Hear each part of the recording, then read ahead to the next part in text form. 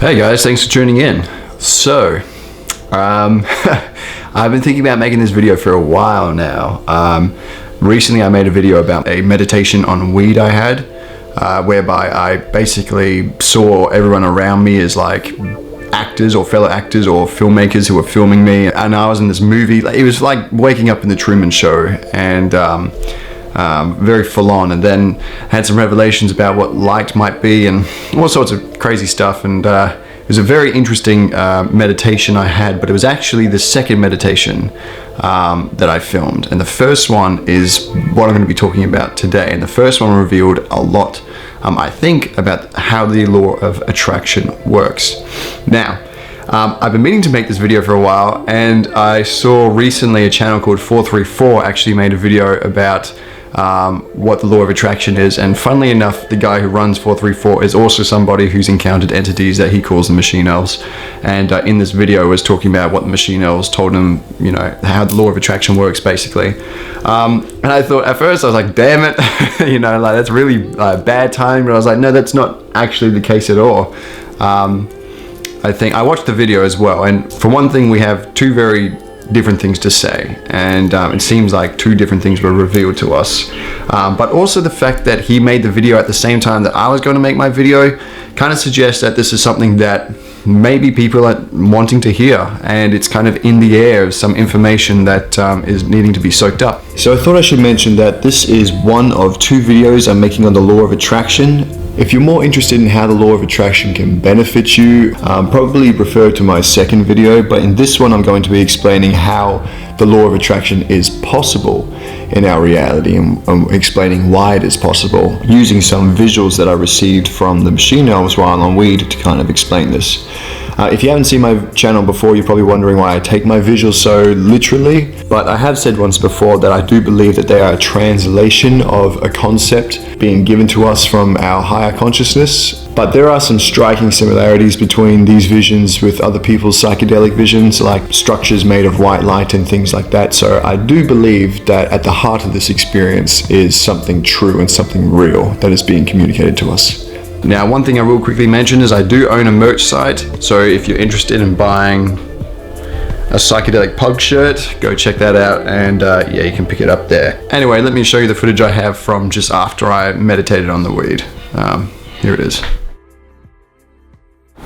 Woo! Damn, that's fucking intense. There was insane fractals, like all the shit that you expect in like a really intense acid trip, like fucking coming up on DMT. It doesn't have the same intensity as DMT, obviously, but the same sort of thinking. Your mind's just thinking about fractals, and every thought you have is just like revolving around fractals. But when you dive into the fractal, there's actually sense to be made. Okay, so let me fill in some gaps for you, because obviously I am extremely high in this video. What happened was these fractal thoughts I was talking about, they became kind of like all-consuming. And once I was inside this fractal thought, I'm not exactly sure how I got there, but I just remember coming to like this machine factory. I call it a machine factory even though everything I was seeing was actually made out of white light. It seemed to have like a metal or a technological surface to everything, but it was just, everything was like white light outlines, and where there wasn't white light, there was just total darkness. And the reason I call it a factory is because there seemed to be like lots of the same thing. There were also these like entities that seemed to be working in this area. And while I'm looking around, I remember looking up and I saw this incredibly complicated technological structure. Again, still made out of, you know, white light and everything, but it seemed to have like the surface of one of those Star Wars spaceships. And while looking at the structure, I'd actually have a memory, and the structure was spewing out two different energy fields, and one of them was kind of like positive, one of them was more or less negative. And depending on which energy field I was tuning into would change the way I was remembering my memory. Even though the events of the memory wouldn't change, it would just make me feel either positive or like happy or sad and melancholic when I was reflecting on it. And this really, like, I could relate to something that the machine elves have directly said to me in the past, which is that you can be happy whenever you want. That's your choice. I remember having a very intense experience, and this was the information coming through, that we fool ourselves into being sad, and we create these reasons which we believe force us out of our happiness, but we forget that we created them in the first place. It's this big game that we play with ourselves, but we get lost in this game. And that's what they were reminding me during this experience, that we can be happy whenever we want to be. But that's not actually what I wanted to talk about in this video. The footage that I really wanted to examine was this next part. It's actually about these devices that were creating light, which I actually believed existed inside the structure that I was just describing. I'll show you the footage of me describing these devices now. All I'm seeing is like this switch that's going on and off over and over and over again, and each switch is emitting this light, and this light is an independent Big Bang. Like literally everything we've experienced in the Big Bang, this is just a light flickering somewhere, and I see this light flickering, I see this Big Bang, and there's like infinite amount of these flickerings going on and on and on, and it's like tied to this conveyor belt. Like literally the way I'm seeing it is like in this super machine land where like this is being carried on a conveyor belt, these flashing of our lives. Obviously I'm really excited in this footage, but because I was so high, I was explaining a lot of things kind of like inaccurately. For one, what I described as being a switch probably won't make much sense to people because it wasn't a switch. It was just basically like this device that was like in the shape of a C, and in the gap there was this light flashing. And what happened is I saw like the light was intense, as I was describing. It was like a Big Bang each time a light was flashing. It was like an entire Big Bang. Then after seeing this device, I started seeing these other devices, the same shaped devices kind of pair up next to it. And I described it as like moving in a conveyor belt. Not at all like that. I don't know why I described it like that. What happened is it started like flowing in like a wave shape, and the light started flashing in unison. And it seemed to me that something like time itself was connecting these switches together, and that's what was helping them flash in perfect synchronicity. And then as they flashed in perfect synchronicity, these moments were being connected to each other. So what I interpreted from this was that these switches, or not switches, these C-shaped devices, whenever these lights were flashing, it was actually representing a moment, an independent moment in time, or just an independent moment, period.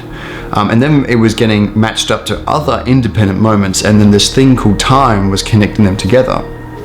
So this is strange, because then what I'm seeing then is a narrative. It's a story, and it's like a person's life, made up of all of these just independent moments that were then being connected and somehow being related to each other.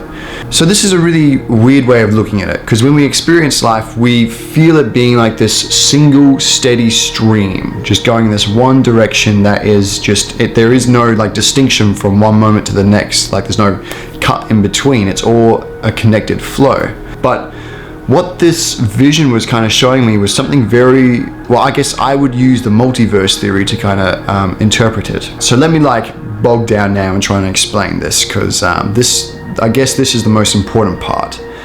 This is how I really invested in the law of attraction, because before seeing these things, seeing these visions and kind of making sense of it with the multiverse, I didn't believe in the law of attraction, I'll be honest. It was all of these experiences that opened me up to it. So I think that our life is actually made out of all these different independent moments, right, that are being connected together in the same way that I was seeing it happen in this vision. But I think that there are actually an infinite amount of potential independent moments around us, surrounding us, and whichever one you draw in, whichever like moments you draw into your conscious experience, depends on, I think it's your belief, or something like that. And it like acts as this like navigating, channeling system that just draws in a single potential independent moment. To kind of make more sense of that, I related it to Thomas Young's experiment involving light. Our relationship with light is like an incredible one. As I did mention before, I described it in my last video, so check out that last video if you're curious. But what Thomas Young's famous slit experiment basically shows, for anyone who hasn't heard of it, is basically they shone a laser through two very tiny slits, and then he measured where the photons from the laser were landing on a fluorescent screen through the two slits. And what he found was that the photons were landing in this strange band pattern because they were interfering with each other when they were traveling through the two slits at the same time. So he dialed back the intensity of the laser so that the photons would travel through only one slit at a time, but amazingly it still created the same pattern. Scientists today are still kind of baffled why this is. Essentially, the photon is interfering with itself, or in other words, one photon was going through two slits at the same time, which shouldn't be possible, but it is, because that's the only way people can explain that this band pattern is being created. So this is kind of what spawned the multiverse theory. And so the idea is that when the photon's fired, it doesn't actually exist in physical space as we know it. It actually exists in this this realm of potentiality, where the photon is everywhere it could possibly be at once, everywhere it could possibly land at once. And so when it passes through two slits, it exists in this metaphysical space where it interferes with each other. And it's not until it's actually observed on the fluorescent screen that it stops existing in all of these different places at once and then just exists in a single reality. Okay, so why am I bringing up this experiment anyway? The reason is because I believe that these photons are acting very similarly to the way independent moments are. Just like what these C-shaped devices I saw were representing, I believe that anything that is possible to achieve in reality, or everything that is possible, period, exists as these independent moments out there. These different scenes and these different events in time. Everything you could possibly do is this potential reality out there, and they are all happening simultaneously. And then I think your belief acts as the fluorescent screen to basically collapse all of these different potential realities into a single reality. So whatever you believe your reality is going to be ends up being your reality. I think that there is a potential future out there for you where you are the happiest person in the world, you got everything you've ever desired, and you're content within yourself. And there's also a reality out there where you're sitting on the bed contemplating suicide, life sucks, penis. Sure, I shouldn't laugh about that. Both of those realities exist simultaneously. But just like where the fluorescent screen stops all of these other potential places where the photon existed from existing, your belief stops one of these realities from coming into fruition and draws you into the other. The reason I think it's belief that does this above all else is because, your belief is what shapes your interpretation of reality. Whatever you believe reality is, that's obviously the way you interpret reality. And there is no difference between your experience of reality or your interpretation of it. Your interpretation of reality is your experience of reality. I think it was actually Carl Jung who had an amazing theory where he was talking about how the thoughts we have in our head and the concepts we have in our head are actually voices from the future that are drawing us in. So we often hear voices which are like voices of doubt, and they're saying, you can't do this. And there's another voice in your head that's saying, yes, you can do it. It's who do I listen to? Who's right? They're both right. They're both voices from the future. The question is, which future are you going to tune into? Are you going to tune into the future that's saying, nah, you can't do it, settle for this, or you can't go after that chick, settle for that, whatever? Or are you going to tune into this other voice that's hey, go for the things you want, because you can have them. And if you can't get them, it's because we want you to grow as a human being in a way that you can't otherwise. It's saying this beautiful stuff, and there's this voice that's saying, no, don't do it, be afraid of life, it's not worth it, just be safe. There are potential futures out there. That's what they are. These are the voices of the future. Now, of course, tuning into thoughts is one thing, but influencing and shaping our belief to manifest a particular reality, it's a lot more difficult than we realize, I think. And so I'm going to talk about how we can do that in the next video. This video was really getting down to the logistics, and I hope you guys didn't mind that I was trying to really get gritty with it, but my next video is going to be a lot simpler, so tune into that one if you'd like. Hope you guys are having a great day anyway, and I'll see you soon.